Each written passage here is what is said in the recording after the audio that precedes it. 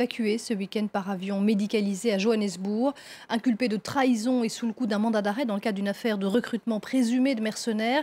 Il a toutefois été autorisé à quitter le pays dans sa région d'origine. Les réactions au départ de l'ancien gouverneur du Katanga, candidat déclaré à la présidentielle, sont mitigées. Écoutez.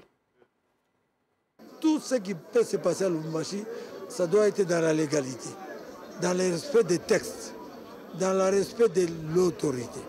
Que vous soyez de la majorité, que vous soyez de l'opposition. Ce départ n'est pas bon. Ça ressemble à une porte ouverte sur un exil forcé. La Vox Populi va s'exprimer. Mais le peuple est là, le peuple c'est plus que Kabila, le peuple est au-dessus de Kabila. C'est le peuple qui a donné le pouvoir à Kabila. Il est à même de le lui arracher aujourd'hui, malgré les chars, tout ce qu'on voit ici. Et pendant ce temps, à Kinshasa, la dynamique de l'opposition appelle à manifester ce jeudi 26 mai.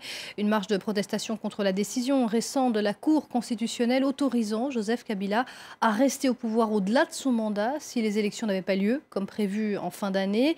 Protestation également contre la violence qui perdure dans l'est du pays. Écoutez l'un des leaders de cette plateforme de l'opposition. Lorsqu'on établit une loi, personne ne peut se mettre au-dessus d'elle. Nous tous, nous devons être inféodés à la loi. Et la loi suprême, c'est la Constitution. La Constitution prévoit qu'un président de la République n'a qu'un mandat de 5 ans renouvelable une seule fois. Et aujourd'hui, 9 personnes veulent réécrire cette Constitution au travers de la Cour constitutionnelle. C'est pourquoi le peuple congolais dit non à la réécriture de la Constitution et le peuple veut descendre dans la rue pour exprimer son mécontentement et sa désapprobation de cet état de choses.